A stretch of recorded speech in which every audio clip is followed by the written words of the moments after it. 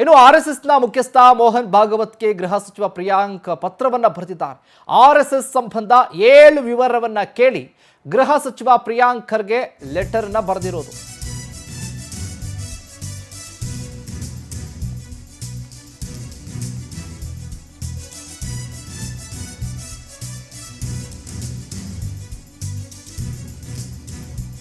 RSS ಕಾನೂನಾತ್ಮಕ ಸ್ಥಾನಮಾನ ಮತ್ತು ಸಂಘಟನೆ ರಚನೆ ವಿವರ ಒಂದನೇದು. ಎರಡನೇದು ಪದಾಧಿಕಾರಿಗಳು ಮತ್ತು ಅಧಿಕೃತ ಪ್ರತಿನಿಧಿಗಳ ವಿವರಗಳು. ಮೂರನೇದು ದೇಣಿಗೆ ಕೊಡುಗೆ ಮತ್ತು ಆದಾಯದ ಮೂಲಗಳು. ನಾಲ್ಕನೇದು RSS ವೆಚ್ಚ ಮತ್ತು ಆಸ್ತಿ ಪಾಸ್ತಿಗಳ ವಿವರಗಳು. ತೆರಿಗೆಗಳನ್ನು ಸಕ್ರಮವಾಗಿ ಪಾವತಿಸಲಾಗ್ತಾ ಇದೆಯೇ ಅನ್ನೋದ್ರ ಬಗ್ಗೆ, ಆ ವಿಷಯದ ಬಗ್ಗೆ, ತನ್ನ ಚಟುವಟಿಕೆಗಳಿಗೆ ಯಾವ ಕಾನೂನಿನ ಆಧಾರದ ಅವಲಂಬನೆ ಇದೆ, ಇಷ್ಟು ದೊಡ್ಡ ಪ್ರಮಾಣದಲ್ಲಿ ಕಾರ್ಯನಿರ್ವಹಿಸುವ ಹಕ್ಕು ಪಡೆದಿದ್ದು ಹೇಗೆ, ಎಲ್ಲವನ್ನೂ ಕೂಡ 7 ಪ್ರಶ್ನೆಗಳನ್ನ ಕೇಳಿದ್ದಾರೆ. RSSನ ವಿರುದ್ಧ ಸಮರವನ್ನ ಮುಂದುವರೆಸಿದ್ದಾರೆ ಗೃಹ ಸಚಿವ ಪ್ರಿಯಾಂಕ್ ಖರ್ಗೆ. ಈಗಾಗಲೇ ಕೂಡ ನೋಡ್ತಾ ಇದ್ದೀವಿ, RSSನ ಮುಖ್ಯಸ್ಥ ಮೋಹನ್ ಭಾಗವತ್ರವರಿಗೆ ಪತ್ರವನ್ನ ಬರೆದಿದ್ದಾರೆ.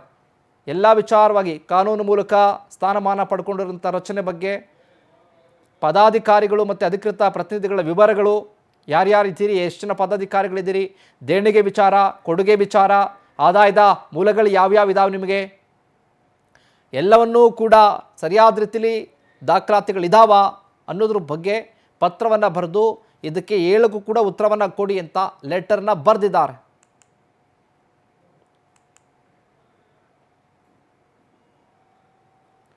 ಇನ್ನು ಇದೇ ವಿಚಾರಕ್ಕೆ ಸಂಬಂಧಪಟ್ಟ ಹಾಗೆ ಹೆಚ್ಚಿನ ಅಪ್ಡೇಟ್ಸ್ ಅನ್ನು ಕೊಡ್ತಾರೆ ನಮ್ಮ ಪ್ರತಿನಿಧಿ ಆನಂದ್ ದೂರವಾಣಿ ಸಂಪರ್ಕದಿಂದ. ನೋಡ್ತಾ ಇದ್ದೀವಿ, ಈಗ ಗೃಹ ಸಚಿವರಾಗಿರುವಂಥ ಪ್ರಿಯಾಂಕ್ ಖರ್ಗೆ RSSನ ಮುಖ್ಯಸ್ಥರಾಗಿರುವಂಥ ಮೋಹನ್ ಭಾಗವತ್ ಅವರಿಗೆ ಪತ್ರವನ್ನ ಬರೆದಿದ್ದಾರೆ. ಒಂದಷ್ಟು ಪ್ರಶ್ನೆಗಳನ್ನ ಕೇಳಿದ್ರೆ ಉತ್ತರ ಕೊಡಿ ಅಂತ. ಅಪ್ಡೇಟ್ಸ್ ಕೊಡೋದಾದ್ರೆ ಪ್ರಮುಖವಾಗಿ ಮೊದಲಿಂದಲೂ ಕೂಡ ಪ್ರಿಯಾಂಕ್ ಖರ್ಗೆ ಅವರು RSS ವಿರುದ್ಧ ವಾಗ್ದಾಳಿ ನಡೆಸಿಕೊಂಡೇ ಬಂದಿರತಕ್ಕಂಥದ್ದು. RSSಗೆ 100 ವರ್ಷಗಳು ಪೂರೈಕೆ ಆಗ್ತಾ ಇರತಕ್ಕಂಥ ಒಂದು ಹಿನ್ನೆಲೆಯಲ್ಲಿ ಸಪ್ತ ಪ್ರಶ್ನೆಗಳನ್ನ ಕೇಳಿ RSSಗೆ ಚಾಟಿ ಬೀಸತಕ್ಕಂಥ ಒಂದು ಕೆಲಸವನ್ನ ಮಾಡಿದ್ದಾರೆ.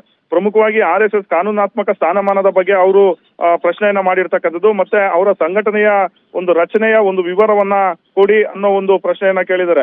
ಇದೇ ಅಲ್ಲದೆ RSSನ ಪದಾಧಿಕಾರಿಗಳು ಮತ್ತೆ ಅಧಿಕೃತವಾದಂತ ಪ್ರತಿನಿಧಿಗಳು ಯಾರ್ಯಾರಿದ್ದಾರೆ ಅನ್ನೋ ಒಂದು ವಿಚಾರವನ್ನು ಕೂಡ ಅವರು ಪ್ರಸ್ತಾಪ ಮಾಡಿ ಅದೊಂದು ಪ್ರಶ್ನೆ ಹಾಕಿರ್ತಕ್ಕಂಥದ್ದು. ಜೊತೆಗೆ RSSನ ಆದಾಯ ಮೂಲಗಳು ಯಾವ್ಯಾವು, ದೇಣಿಗೆ ಎಲ್ಲಿಂದ ಬರುತ್ತೆ, ಬೇರೆ ಬೇರೆ ಕಡೆಯಿಂದ ಕೊಡುಗೆಗಳು ಹೇಗೆ ಬರ್ತಾ ಇದೆ ಅನ್ನೋದ್ರ ಬಗ್ಗೆನೂ ಕೂಡ ಮಾಹಿತಿ ಕೇಳಿದ್ದಾರೆ.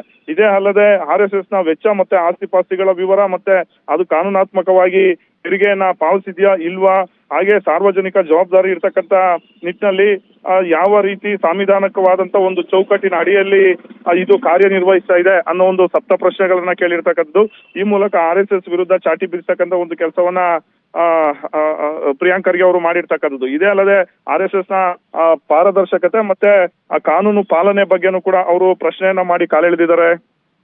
ಶಿವಕುಮಾರ್, ಥ್ಯಾಂಕ್ ಯು ಆನಂದ್, ನಿಮ್ಮೆಲ್ಲ ಮಾಹಿತಿಗಾಗಿ.